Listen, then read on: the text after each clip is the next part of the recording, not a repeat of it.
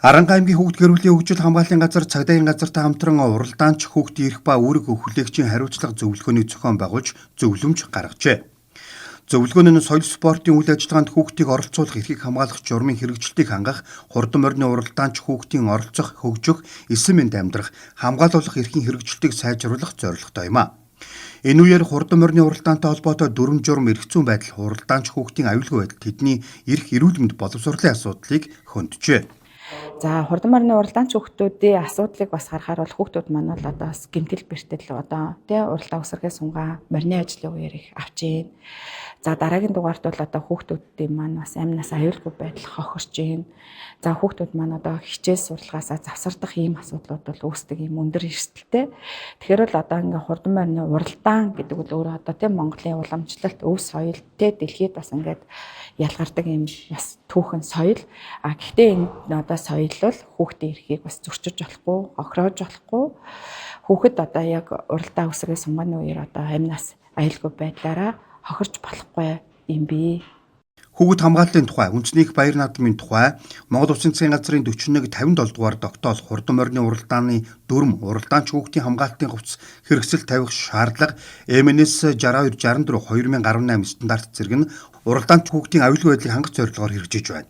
Хүүхэд гэрүүл хөгжил хамгааллын газрын бүртгэлийн системийн дата мэдээллийг харуул 2025 онд 1094 уралдаанч хүүхэд 2006 уяач бүртгүүлсэн байна. Мөн аймгийн хэмжээнд нийтдээ 40 удаагийн уралдаан болж өнгөрчээ. Хүүхдийн байгууллагаас хүүхдийг өдөрт 2-оос дээш уралдаанд оролцуулахгүй байх, өөр уяачид өгч морь унуулахгүй байх, хүнд харуулах төдий бус морьтой ажиллах, үсэргээ уралдаан бүрдэн хүүхдийн хамгаалтын хувцас хэрэгслийг бүрэн өмсүүлж байхыг анхааруулжээ. Эцэг эхчүүдийг ч хүүхдийнхээ аюулгүй байдалд анхаарахыг зөвлөсөн байна.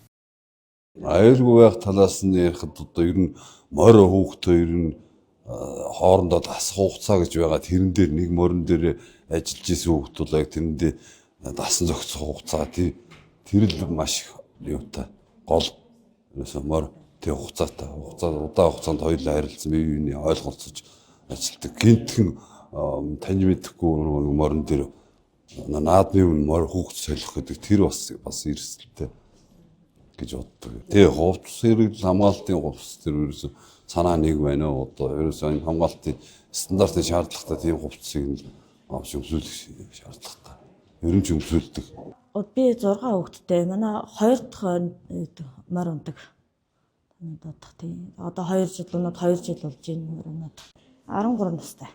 Аюулгүй одоо унгаж бэлтгэхээс нь хамгаалаад тэгэл гэмтэл бэртээчгүй төгслөө бүршид болж байгаа гэж айж л байгаа юм шүү дээ. Тэр дээрээс л анхаадаг та хамгаалах үзмцээс тэгэл. Аймгийн цад даргын захирамжаар 2026-ны 5 дугаар сарын 1 хүртэл морины уралдаан сунгаа үсрэгийг зохион байгуулахыг хориглосон. Уяачдын зүгээс гаргасан нэг санал нь хориглосон хугацааг наанчлуулж болох эсхийг асууж байлаа. Учир нь 5 дугаар сарын 1-нд шууд уралдах боломжгүй учраас 4 дугаар сар гарангууд морио бэлтгэж үсрэгээ хийж морьтойгоо хүүхэд харьцаж танилцах хугацаа их байдаг. Үүнийг харгалзаж үзэх талаар хэлж байлаа. Одоо бол хүүхдүүдээр унуулаад байна. Айж байна. Энэ хурдан морин унснаар бол зүгээр энэ хүүхдийн одоо эрх юм зөрчигдээд байгаа гэж би бодохгүй байна. Миний хүүхдүүд бүгдөө л хурдан морь унжсэн одоо бүгдөө л ажил төрөлтөө ингээд 90 сар бол өсч байж бол ингээд яцгааж байна. Одоо дан ач хүүхдүүдээр унуулж байна. Нөгөө нэг 5 сарын 1 ингээл уралдааны яг ингээл тов гарчдаг. Тэгэл нөгөө шууд нөгөө хашаанаасаа гаргаад уралдуулчих шин. 4 сар гараад моринд ажил төрлөж үсэргээ сунгаа хийж морьдоо нөгөө бэлтгэлж хийж уралдуулах болох юм бид нэр. Тэгтээ нөгөө нэг цаг хугацаанд тогтөө шууд 5 сарын ингээд чихээр л нөгөө бас дээрээсээ ч гэсэн нөгөө цагдаагийн газар нөгөө хүүхдийн газартай болох дээр бид нэр бас хилаамаа олцох бас л нөгөө буруу зүрх ийм байдалтай болчиход байна. Тэгээ энэ дээр одоо цаанаас нь тэр хууль дүрм юм арайж чинь найшлуулж бас нөгөө нэг бэлтгэл сургуулийн хийж тэгээ 5 сарын 1-нд нөгөө нэг уралдааных нь их юмыг хангаад ингэж уралдуулж өгөөр юм болов. Ингэсэн санаа байна. Энэ зөвлөгөөний үеэр санамсар болгоомжгүй байдлаас үүдэн уралдаанч хүүхдийн биед хүндэтгэр гэмтэл учирсан цаашлаад амьд хөхрүүлэх хариуцлагын ямар арга хэмжээ авдаг талаар аймгийн цагдаагийн газраас мэдээлэл өгсөн. Сүүлийн 10 жилд 10 хүүхэд мориноос сунж нас орсон бол 2026 он гасаар 1 хүүхэд мориноос сунж нас орж 1 хүүхэд хүнд гэмтэн хэрэг үүсгэн шалгаж байгаа гэдгийг цагдаагийн байгууллагаас мэдээлжээ.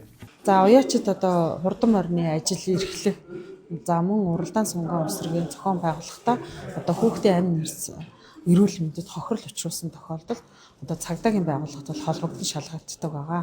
За цагдаагийн байгууллагаас одоо эрүүгийн хурлын тусгай ангийн одоо 16-гийн 1 зааснаар одоо хүний амь насыг одоо болгоомжгүйгээр хохироох мөн хүний эрүүл мэндэд хүндэвтэр гэмтэл болгоомжгүйгээр учруулах гэсэн зүйл залцууд одоо холбогдуулан шалгагддаг байгаа. Хүүхдийг гэмтэж бүртгэж сэргийлэх чиглэлээр зөвлөгөө мэдээлэл өгөх, эмчийн үзлэгт оруулсан байх, төрийн байгууллагын уялдаа хамтын ажиллагааг сайжруулах, уралдаанч хүүхдүүдийг хамгаалах хувцас хэрэгслээр бүрэн хангах, гинтийн ослын даатгалд хамруулсан байх, овооны наадам үсэргээ сунгааг зөвшөөрсөн цагаас бусад үед хийхгүй байх, хяналт тавих, хориотой хугацаанд уралдаан зохион байгуулахгүй байх, уралдааны замаа зөв сонгож, арчилж, уралдахад аюулгүй байх зэргийг онцлон хэлсэн байна.